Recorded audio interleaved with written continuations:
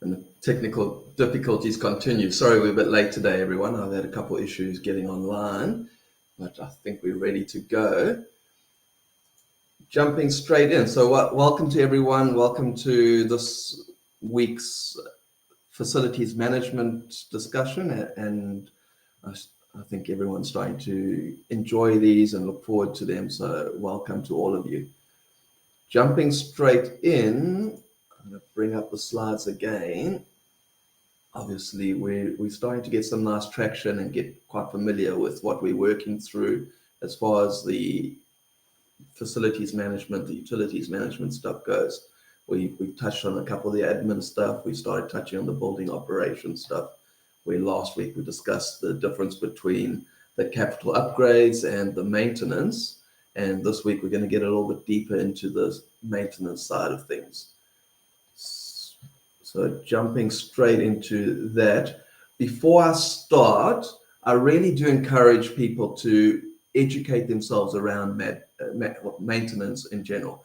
So maintenance in general, but specifically around what puts a building together. So even the building itself, so how to build a building, how to read plans, how to understand plumbing, how to understand the basics in electricals, etc.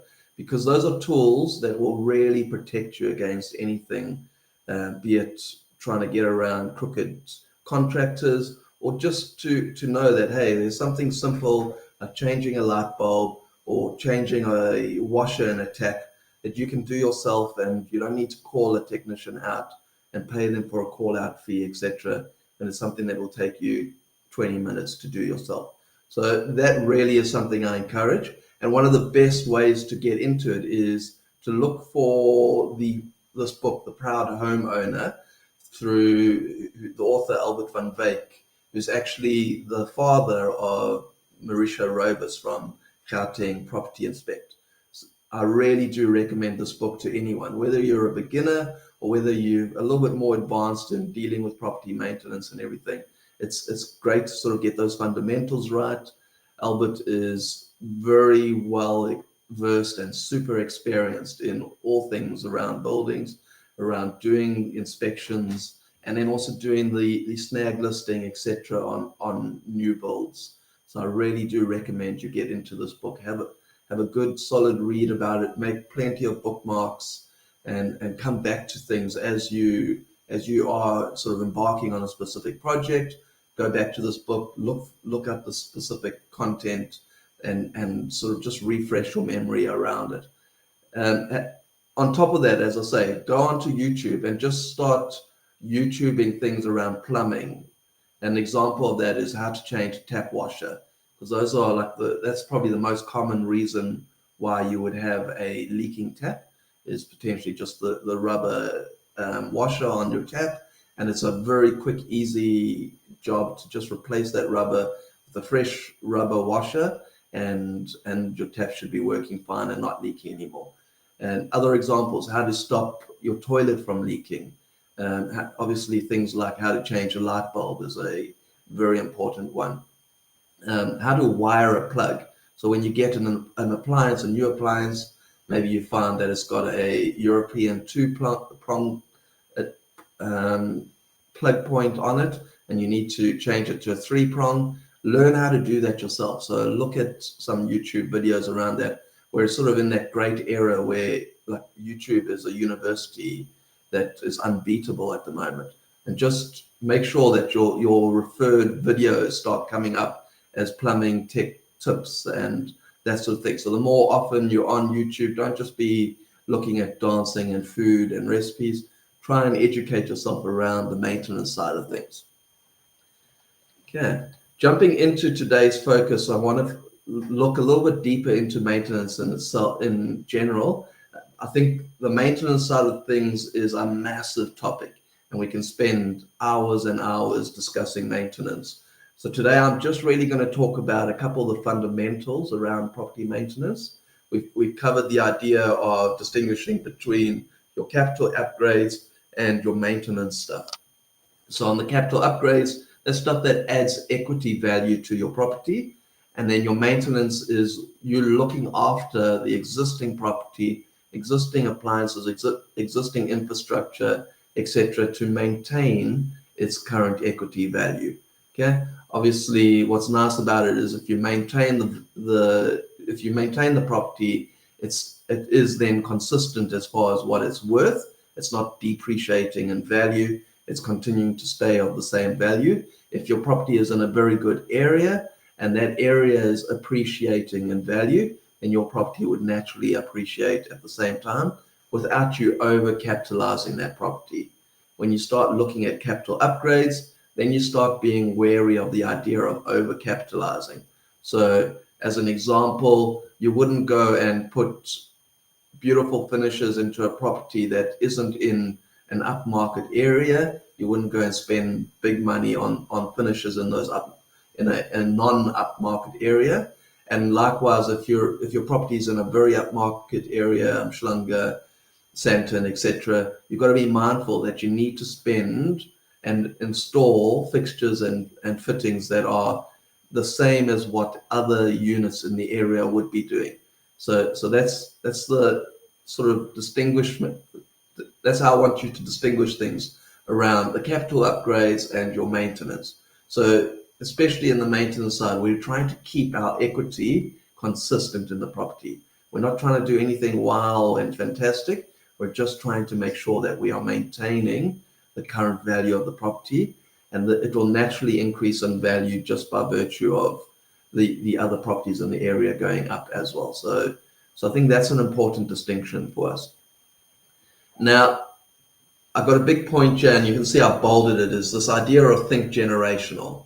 And I think that's important. When we're talking about maintenance of property, we've moved from a position of buying to flip a property, so where you're renovating and selling that property off to make some quick money from flipping the property, versus you really only start thinking of maintenance for a property you're going to hold on to. So now it's a buy to let or a buy to hold property.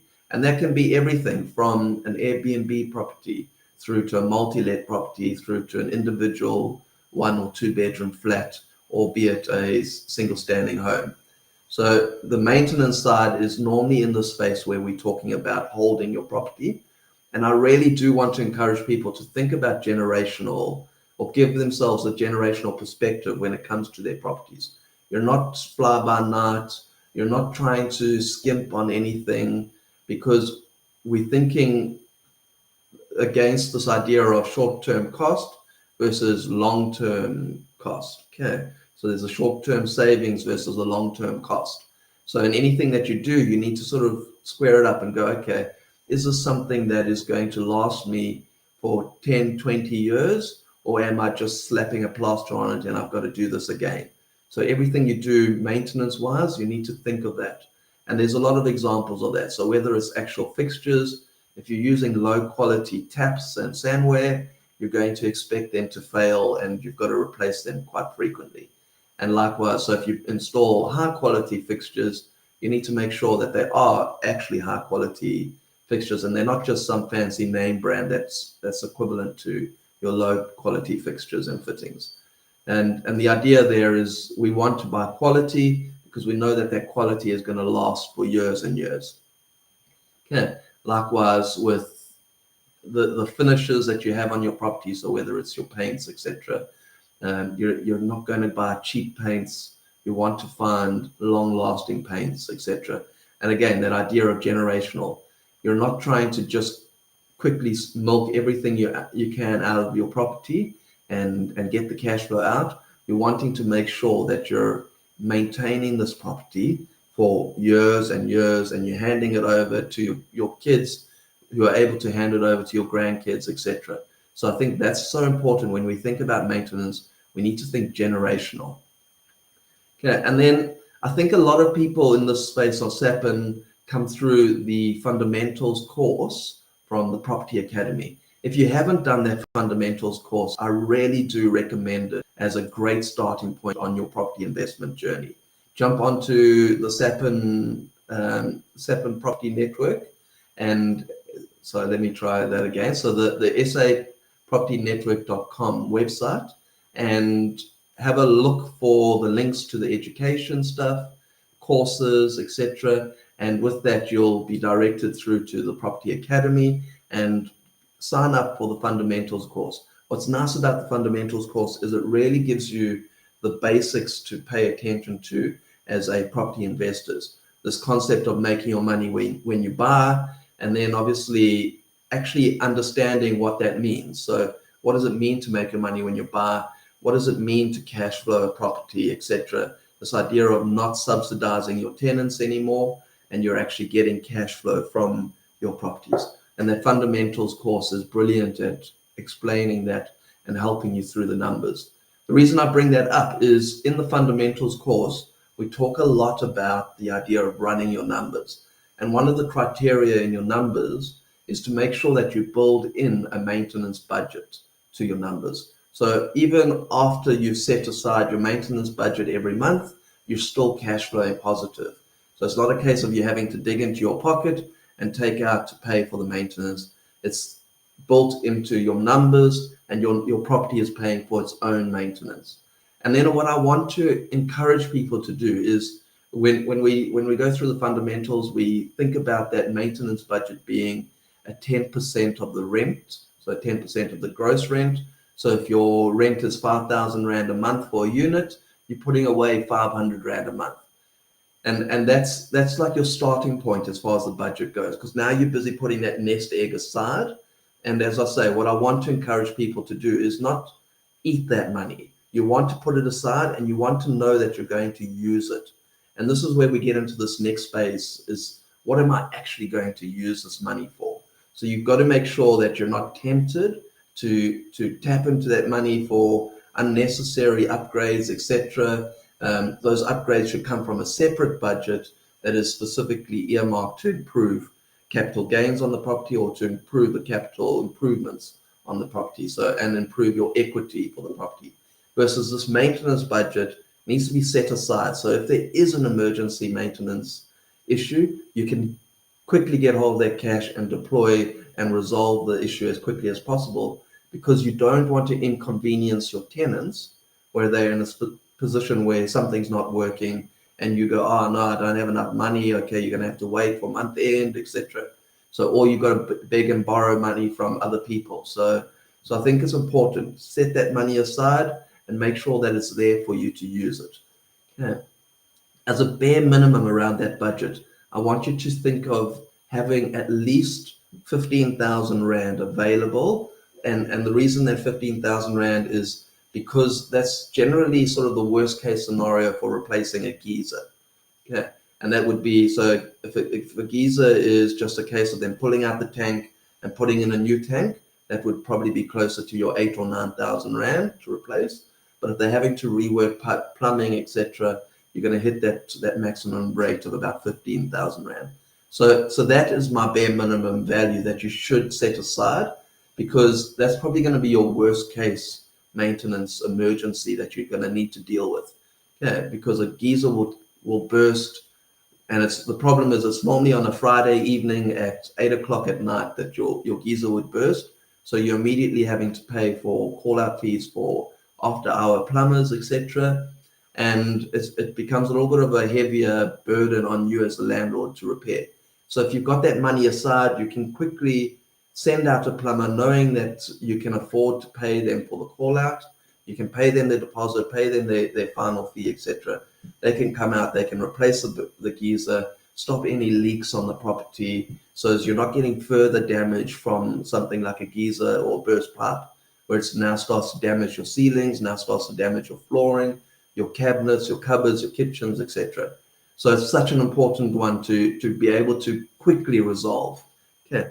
Bearing in mind that your geyser is an item in your insurance policy for your property insurance, okay, not your household content insurance, but your property itself. So if your geyser bursts, you normally have that covered in your insurance. If you're not sure, go and check your policy and make sure that your geyser is covered in the insurance. Make sure that the damage from a burst geyser is covered in your insurance, because that's something that does happen very frequently. Okay. And as I say, so what you would do in this situation, you've got the available funds. You can send a plumber in quickly on an after hours instance, and it can be resolved. Instead of you now trying to wait till Monday to get hold of your insurance company and get them to send out a plumber, etc., you're in the position where the problem is resolved as quickly and efficiently as possible. And now all you're doing is you're following up with a claim from your insurance company. Another thing to check on here is to just make sure with your insurance broker to say, hey, listen, if there is an after hour issue with my geyser, is it acceptable for me to replace that geyser, or am I having to contact an emergency number? So where this is important is when you've got a geyser that is under 5 years. So some of the bigger brands on the big geyser side, they'll give you a 5-year warranty on a burst geyser. And what they want you to do is they want you to actually get hold of them. They check the warranty serial number on the geyser, and they'll send out one of their qualified technicians to inspect that the geyser is installed properly. And then if it is installed properly, so it's important for you to make sure your geyser is installed correctly and to code. If they find out that it is installed correctly, then they'll replace it straight away, and you get to go on with your life. If it isn't installed correctly, then you're going to pay for the replacement. And unfortunately, likewise, insurance won't cover it. Okay, so it's important to have that installation checked by a qualified plumber to make sure it is installed correctly and to code. Okay, and then obviously with your insurance claim, you're then claiming for any other damage, so be it ceilings, etc., and they'll often send their own insurance technicians out to do those repairs. So coming back to that budget, setting your budget aside, those are two important things for me. So it's that having enough of a nest egg to cover your geyser, because that's one of the worst case scenarios. And then the other side is setting aside that percentage of your rent every single month. Okay, so that's just a sort of a general high level value to look at, where we talk about, okay, 10% of your rent you're putting aside. And that, but you've got to look at the individual property and ascertain to say, listen, actually this 10% isn't enough. I need to budget for bigger projects over the next couple of years, because those are going to need to be done to continue to keep the value of my property, the equity value of my property, up to its highest standard. Okay, we don't want to get into the space where we're neglecting things and they cause bigger problems for ourselves. Then it's a case of, okay, what does it mean to plan towards these bigger projects? And this is where it's important, where I see such great value in getting a professional property inspector to come out and inspect your full property. So if it's an inspector that's worth their weight, they will go onto the roof, they'll check the roof, they'll go into the ceiling, they'll check the ceiling, they'll check all the supports and everything. They'll make sure it's up to standard. Okay, they'll check for any issues in that space. They'll go through your house from top to bottom, or your property from top to bottom. And what you expect out of this is a report. So obviously you're paying for something, you need to get something back from them. You don't want to get your property is in good order, thank you very much, and you part ways. You want a detailed report. Yeah, and what does that mean? So before you actually go through the journey of getting the property inspector to go out to your property, you need to know what you're going to get from them. And one of the most important things that you want to get from them is a full detailed report that tells you what's currently wrong with the property. And often they'll share photos about the individual issues and a write-up around what needs to be done to repair those issues. But what you're also after is a maintenance plan going forward. And I think this is super important. So before you send them out to your property, you need to know that you're going to get that maintenance plan back from them, because that gives you the power to action the next process. And that, what I mean by that is we now start looking at that maintenance plan being a projection around your short-term, your medium-term, and your long-term maintenance planning for the property. And it then allows you to distill that more into a case of what does it cost for each level of those sort of projections, to sort of say, okay, well, short-term, I need 10,000 Rand to do X, okay? And then medium term, I need to save up a little bit more for that. And then long term, I need to save out a bulk value, because it's generally a bigger project to carry that item out. So an example of short term would be, listen, your kitchen sinks, baths, basins, etc. The silicone to seal the edges and the splashbacks needs to be replaced, and that's generally something that needs to happen every single year, but it's something that's neglected. Okay, so you need to maybe check that yourself, but your maintenance plan, it should be something on the maintenance plan to say, listen, go in, check that the silicone edging and waterproofing around my sinks and basins and baths are good, and they're holding up, they're not full of mildew, etc. And if they are, then you need to strip that out and have those redone. So that's an example of something short term. And that needs to be done ASAP, because if it is leaking, it's going to cause other damage. So an example on a kitchen sink, it's then going to damage the cabinet underneath the kitchen sink. Okay, it's going to cause damp issues in the wall, etc. So that's something that needs to be done ASAP, and you need to quickly be able to fire at that. Okay, then you start thinking medium-term items, so the things like 3 to 5 years. If you've got wooden window frames, you need to understand that, okay, have these window frames been treated recently? Have they been sanded down, revarnished, etc., or re-oiled? Okay, so you need to look at that sort of thing. Are there specific rooms that need to be painted? Okay, and whether that's from like a dirt issue, etc. I found that bathrooms build up a lot of mold and mildew.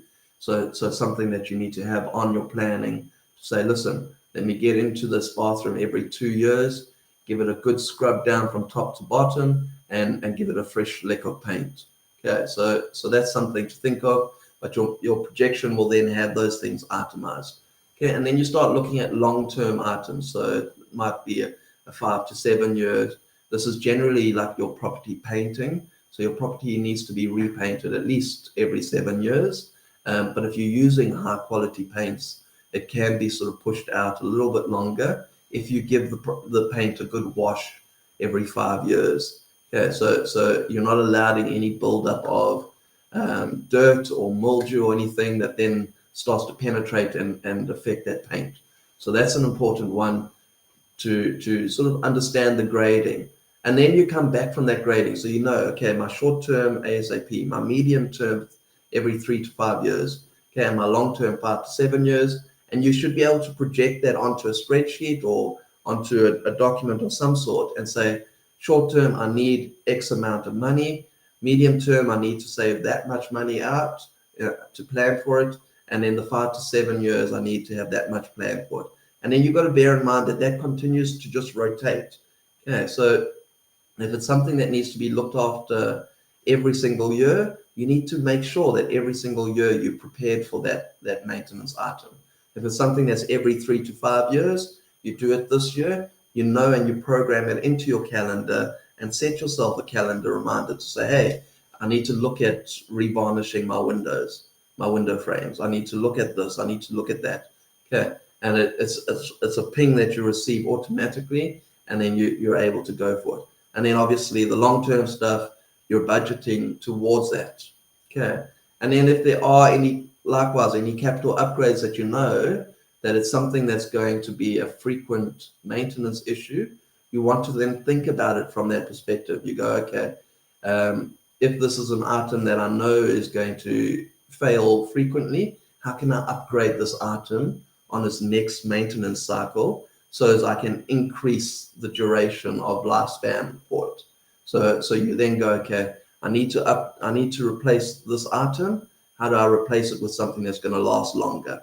Okay, and you're thinking in that way of upgrading through a maintenance procedure. Okay. And yeah, so that kind of covers that space of a specific budget, and then you know that that percentage that you're putting aside, it has a destination, and you need to use it when that destination comes. So, and doing this sort of planned maintenance reduces all these emergency issues that come up. So your emergency issues should really be things that are completely out of your hand. And that would be like things like a burst geyser. Okay. And you've basically got that money aside for those emergencies. But if it's something that you could have prevented, so things like damp damage to your property, That's something you can prevent by doing the maintenance. So whether your gutters are cleared frequently, okay, whether you've cleared away any buildup of sand or bushes or plants that's up against the building, creating damp against the building, etc. Whether you're making sure you're painting those sections frequently and keeping them maintained is so important, because then you're not having to repair damp issues. You're just dealing with the maintenance stuff as they go, and it prevents that damage from water, etc. Okay, I'm going to take my video off so at least it helps with these bottom items here. Okay, so keep things uniform, I think, is something that's super important. So this is my last item to discuss today. And I think it's such a great tip for people to have, is keep things the same across your full portfolio. And what I mean by that is just like an example around paint. My family always laughs at me because I've got a specific color of paint that I use on all my properties. And they've almost gone to the point where they call it Bevin's blue. So I use a very light off-white, which is almost like a light shade of blue, and I use that on all walls of all my properties, and then obviously ceilings I do in white. A lot of people like to do a beige, so that goes down quite well. What's nice about that beige color is it tends to go with all other colors. So you need to think of something that's going to suit your tiles, your flooring, etc., and then stick to that color across all your properties. And what that means is every time you repaint the internals of your property, the outsides of your property, you're painting with that same color. And the nice thing about it is then you can buy in bulk, and you know that if you have an issue with one room that maybe got a lot higher wear and tear, and you just need to paint that one room, you've got the same color available, and you can just send it with your painter, and they can paint out that one room. So for me, that's a super important one. And it's, you don't go in and paint every single one of your properties in this uniform color. It's a case of every time you repaint, you're painting in your new standard color. Okay, and with that, it comes down to selecting a high quality paint. So whether it's and what I refer to in this space is a semi-sheen paint. So it's not a very glossy paint, and it's not a very matte paint. It's sort of in the middle of that. And what's nice about that is that becomes a nice washable paint. So it's easier to get in and quickly wash the walls in a unit and not have to repaint a unit. Okay, one of the important things to think about in that space is around your light switches. A lot of tenants like to actually sort of rub the wall around the light switch instead of just pushing the button on the light switch itself. And that becomes like an eyesore very quickly in properties. So you want a nice semi-sheen paint, high quality, that you're able to wash, and it sort of is very good from that service perspective.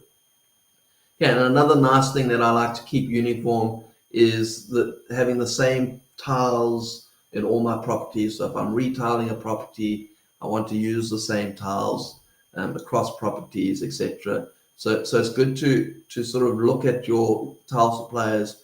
Sapin has a very nice affiliation with Tile Africa. So go and chat to the guys at Tile Africa and have a chat to them and say, listen, what's a tile that never goes out of fashion for you and that you continue to get every single year and you top up? So that gives you the ability to go, listen, I'm going to use this tile, and I know that I can come back to Tile Africa next year and I can get another box of these tiles, and I can replace individual broken tiles across my portfolio.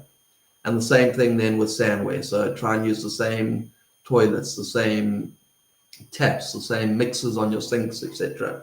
Because then what's nice about that is you're able to send if there's a cartridge or a washer, etc., for the insides of the tap that's damaged or faulty, you're able to pick that up, or you're able to keep it in your tool bag ready for anything in the future, and you're able to then just go ahead and do the swap out on that.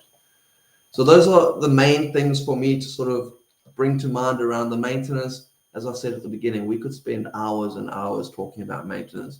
There's so many great tips that people come across. So I'd like, if you are watching this video later, I'd like you to pop your suggestions into the comments. And if there's any questions you might have about, hey, I've had this experience in the past, drop it into the comments so someone can see if they can suggest a solution.